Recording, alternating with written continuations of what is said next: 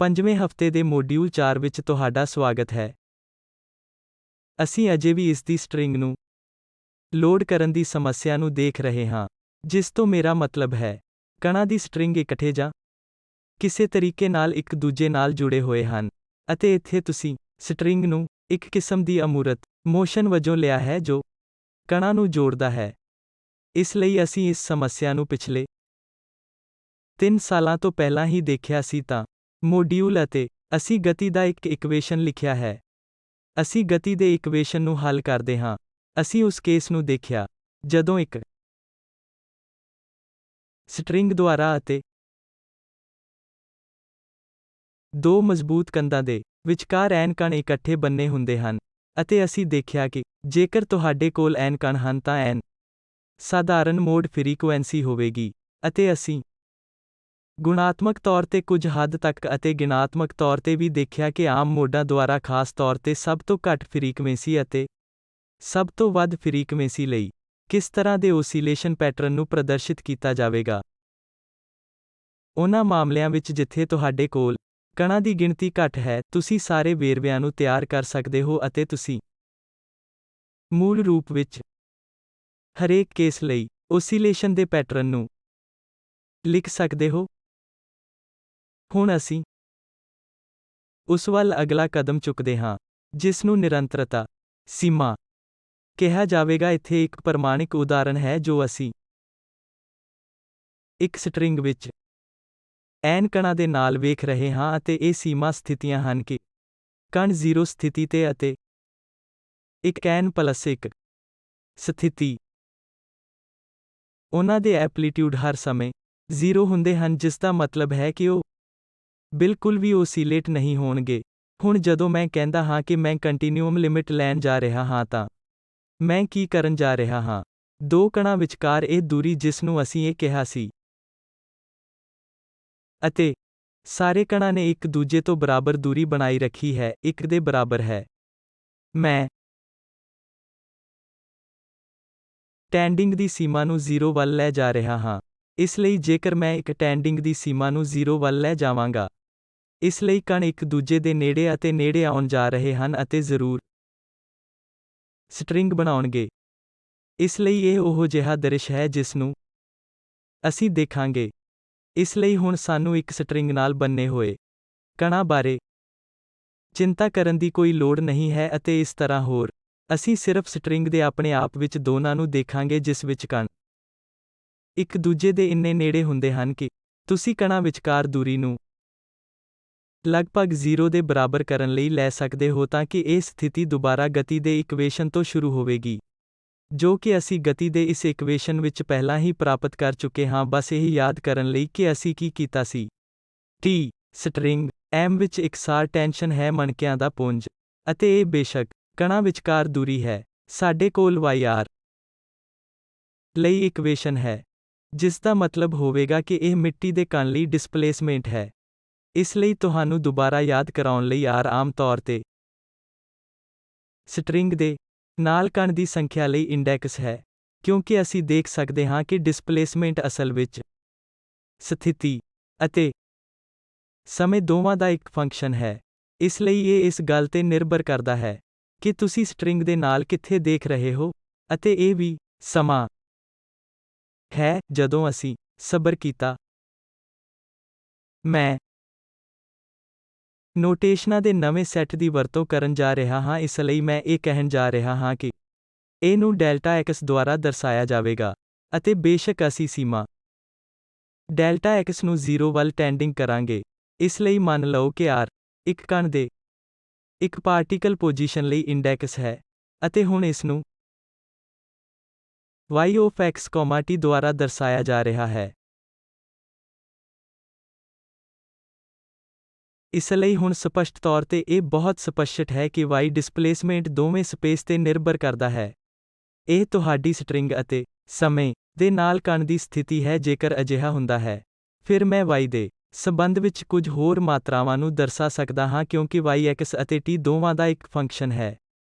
I 2x ਦੁਆਰਾ ਪਰਿਭਾਸ਼ਿਤ ਅਤੇ 2y ਨੂੰ x ਦੇ ਸੰਬੰਧ ਵਿੱਚ ਜਾਂ ਸਥਿਤੀ ਦੇ ਸੰਬੰਧ ਵਿੱਚ y ਦਾ ਪਾਰਸ਼ਲ ਡੈਰੀਵੇਟਿਵ ਹੈ।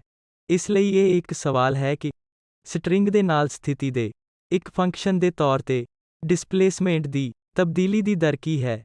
ਇਸ ਲਈ ਜਦੋਂ ਤੁਸੀਂ ਅਜਿਹਾ ਕਰਦੇ ਹੋ ਤਾਂ ਤੁਸੀਂ t ਨੂੰ ਸਥਿਰ ਰੱਖਦੇ ਹੋ। ਇਸੇ ਤਰ੍ਹਾਂ ਮੈਂ ਸਮੇਂ ਦੇ ਸੰਬੰਧ ਵਿੱਚ ਇੱਕ ਹੋਰ ਪਾਰਸ਼ਲ ਡੈਰੀਵੇਟਿਵ ਨੂੰ ਵੀ ਪਰਿਭਾਸ਼ਿਤ ਕਰ ਸਕਦਾ ਹਾਂ। ਇਸ ਲਈ ਇਹ 2t ਦੁਆਰਾ 2y ਹੋਵੇਗਾ ਤਾਂ y ਖੁਦ x ਦਾ ਇੱਕ ਫੰਕਸ਼ਨ ਹੈ ਅਤੇ 2t ਦੁਆਰਾ t 2y ਦਾ ਮਤਲਬ ਇਹ ਹੋਵੇਗਾ ਕਿ ਇਹ ਸਮੇਂ ਦੇ ਫੰਕਸ਼ਨ ਵਜੋਂ ਵਿਸਥਾਪਨ ਦੀ ਤਬਦੀਲੀ ਦੀ ਦਰ ਹੈ ਜਦੋਂ ਤੁਸੀਂ x ਨੂੰ ਸਥਿਰ ਰੱਖਦੇ ਹੋ।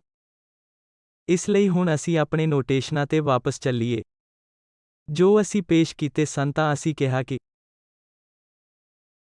t ਦਾ y x, t ਹੈ। ਇਸ ਲਈ ਇਹ ਕੰਟੀਨਿਊਮ ਲਿਮਿਟ ਵਿੱਚ ਨੋਟੇਸ਼ਨਲ ਬਦਲਾਅ ਹੈ ਅਤੇ ਮੈਂ y+1t ਨੂੰ ਪੇਸ਼ ਕਰਨ ਜਾ ਰਿਹਾ ਹਾਂ ਜਿਸ ਦੀ ਅਸੀਂ ਵਰਤੋਂ ਕੀਤੀ ਸੀ ਅਤੇ ਇਹ x ਦਾ y plus ਡੈਲਟਾ x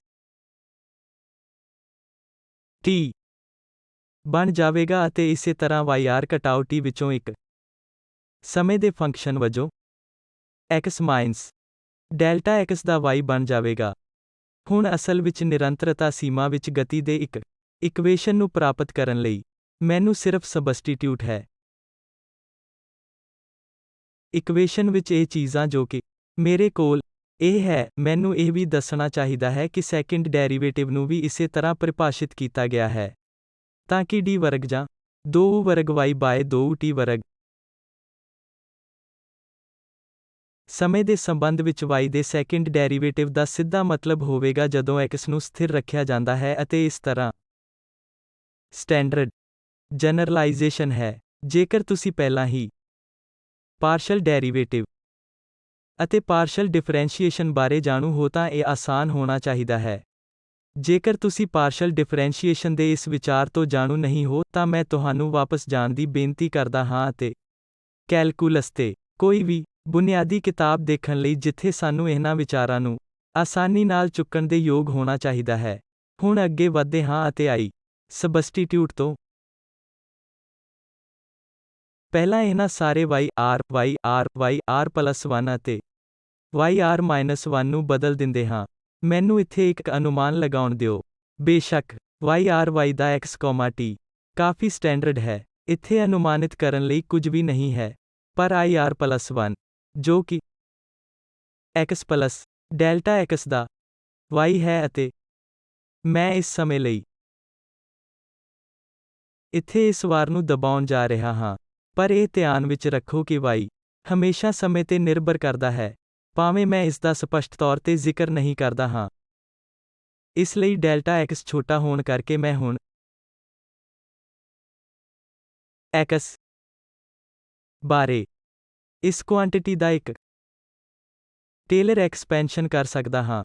ਇਸ ਲਈ ਇੱਕ ਵਾਰ ਫਿਰ ਮੈਂ ਤੁਹਾਨੂੰ ਇਹ ਵੀ ਯਾਦ ਕਰਾਵਾਂਗਾ ਕਿ ਜੇਕਰ ਤੁਸੀਂ ਟੇਲਰ ਐਕਸਪੈਂਸ਼ਨ ਦੇ ਵਿਚਾਰ ਤੋਂ ਬਹੁਤੇ ਜਾਣੂ ਨਹੀਂ ਹੋ ਕਿਰਪਾ ਕਰਕੇ ਵਾਪਸ ਜਾਓ ਅਤੇ ਕੋਈ ਵੀ ਵਿਸ਼ਲੇਸ਼ਣ ਕੈਲਕੁਲਸ ਕਿਤਾਬਾਂ ਦੇਖੋ ਜਿੱਥੋਂ ਤੁਸੀਂ ਮੁੱਢਲੇ ਵਿਚਾਰਾਂ ਨੂੰ ਆਸਾਨੀ ਨਾਲ ਚੁੱਕ ਸਕਦੇ ਹੋ।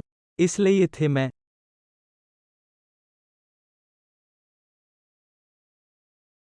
x ਬਾਰੇ ਵਿਸਤਾਰ ਕਰ ਰਹੀ ਹਾਂ ਤਾਂ ਦੂਜੇ ਸ਼ਬਦਾਂ ਵਿੱਚ ਸਵਾਲ ਇਹ ਹੈ ਕਿ ਮੈਨੂੰ ਸਥਿਤੀ x ਤੇ ਡਿਸਪਲੇਸਮੈਂਟ y ਦਾ ਮੁੱਲ ਪਤਾ ਹੈ। ਮੈਂ ਜਾਣਨਾ ਚਾਹੁੰਦੀ ਹਾਂ ਕਿ x ਤੋਂ ਥੋੜੀ ਦੂਰ ਕਿਸੇ ਬਿੰਦੂ ਤੇ ਵਿਸਥਾਪਨ ਦਾ ਮੁੱਲ ਕੀ ਹੁੰਦਾ ਹੈ ਜੋ x plus dx ਹੋ ਸਕਦਾ ਹੈ। ਇਸ ਲਈ ਅਸੀਂ ਇੱਕ ਟੇਲਰ ਐਕਸਪੈਂਸ਼ਨ ਕਰਦੇ ਹਾਂ। ਇਸ ਲਈ ਇਹ y ਦਾ x plus 2y/2x ਵਿੱਚ ਡੈਲਟਾ x plus 1/2 ਫੈਕਟੋਰੀਅਲ 2 ਵਰਗ y/2x ਵਰਗ ਵਿੱਚ ਡੈਲਟਾ x ਵਰਗ ਪਲਸ ਬੇਸ਼ੱਕ ਉਹ ਉੱਚ ਆਰਡਰ ਦੀਆਂ ਸ਼ਰਤਾਂ ਹੋਣਗੀਆਂ ਡੈਲਟਾ x ਵਿੱਚ ਉੱਚ ਕਰਮ ਇਸ ਲਈ ਅਜਿਹਾ ਸ਼ਬਦ ਹੋਵੇਗਾ ਜਿਸ ਦਾ ਕੁਝ ਕੋਐਫੀਸ਼ੀਐਂਟ ਗੁਣਾ ਡੈਲਟਾ x ਕਣ ਕੁਝ ਕੋਐਫੀਸ਼ੀਐਂਟ ਗੁਣਾ ਡੈਲਟਾ x ਪਾਵਰ 4 ਅਤੇ ਇਸ ਤਰ੍ਹਾਂ ਦੇ ਹੋਰ ਹੋਣਗੇ। ਪਰ ਕਿਉਂਕਿ ਅਸੀਂ ਇਹ ਮੰਨ ਲਿਆ ਹੈ ਕਿ ਡੈਲਟਾ x ਛੋਟਾ ਹੈ, ਇਸ ਲਈ ਇਹ ਕਹਿਣ ਦੇ ਬਰਾਬਰ ਹੈ ਕਿ ਡੈਲਟਾ x 1 ਨਾਲੋਂ ਬਹੁਤ ਘੱਟ ਹੈ। ਜਿਸ ਸਥਿਤੀ ਵਿੱਚ ਅਸੀਂ ਉਹਨਾਂ ਸਾਰੇ ਸ਼ਬਦਾਂ ਨੂੰ ਨਜ਼ਰਅੰਦਾਜ਼ ਕਰ ਸਕਦੇ ਹਾਂ ਜੋ ਡੈਲਟਾ x ਵਿੱਚ ਇੱਕ ਡੈਲਟਾ x ਵਰਗ ਤੋਂ ਉੱਚੇ ਕ੍ਰਮ ਵਿੱਚ ਹਨ। ਇਸ ਲਈ ਹੁਣ ਇਸ ਇਕੁਏਸ਼ਨ ਵਿੱਚ ਬਦਲਣ ਤੋਂ ਪਹਿਲਾਂ ਮੈਂ yr-1 ਲਈ ਵੀ ਇਹੀ ਕੰਮ ਕਰਨ ਜਾ ਰਿਹਾ ਹਾਂ। ਇਸ ਲਈ ਦੁਬਾਰਾ ਇਹ ਇੱਕ ਸਿੱਧਾ ਅੱਗੇ ਟੇਲਰ ਐਕਸਪੈਂਸ਼ਨ ਹੈ। ਇਹ x ਦਾ y ਹੋਵੇਗਾ ਤਾਂ ਇਹ x ਮਾਈਨਸ ਡੈਲਟਾ x ਦਾ y ਹੋਵੇਗਾ ਅਤੇ ਇਹ ਸਮੇਂ ਦਾ ਇੱਕ ਫੰਕਸ਼ਨ ਵੀ ਹੈ। ਇਸ ਲਈ ਇਹ yx ਮਾਈਨਸ 2y/2x ਵਿੱਚ ਡੈਲਟਾ x ਪਲੱਸ 1/2 ਫੈਕਟੋਰੀਅਲ 2 ਵਰਗ y/2x ਵਰਗ ਡੈਲਟਾ x ਵਰਗ ਵਿੱਚ ਹੋਵੇਗਾ। ਅਤੇ ਬੇਸ਼ੱਕ ਉੱਚੇ ਕ੍ਰਮ ਹਨ ਸ਼ਰਤਾਂ ਜਿਸ ਨੂੰ ਮੈਂ ਨਜ਼ਰਅੰਦਾਜ਼ ਕਰਨ ਜਾ ਰਿਹਾ ਹਾਂ। ਇਸ ਲਈ ਹੁਣ ਮੇਰੇ ਕੋਲ ਸਾਰੀ ਸਮੱਗਰੀ ਹੈ ਅਤੇ ਮੈਂ ਇਸ ਇਕੁਏਸ਼ਨ ਵਿੱਚ ਇਹ ਸਭ ਸਬਸਟੀਟਿਊਟ ਕਰ ਲਵਾਂਗਾ। ਹੁਣ ਜੇਕਰ ਮੈਂ ਇਹ ਕਰਦਾ ਹਾਂ ਤਾਂ ਮੈਨੂੰ yr ਪ੍ਰਾਪਤ ਕਰਨਾ ਚਾਹੀਦਾ ਹੈ। x t ਦਾ ਸਿਰਫ y ਹੈ, ਇਸ ਲਈ ਮੈਨੂੰ ਖੱਬੇ ਪਾਸੇ 2 ਵਰਗ y/2t ਵਰਗ ਹੋਣਾ ਚਾਹੀਦਾ ਹੈ।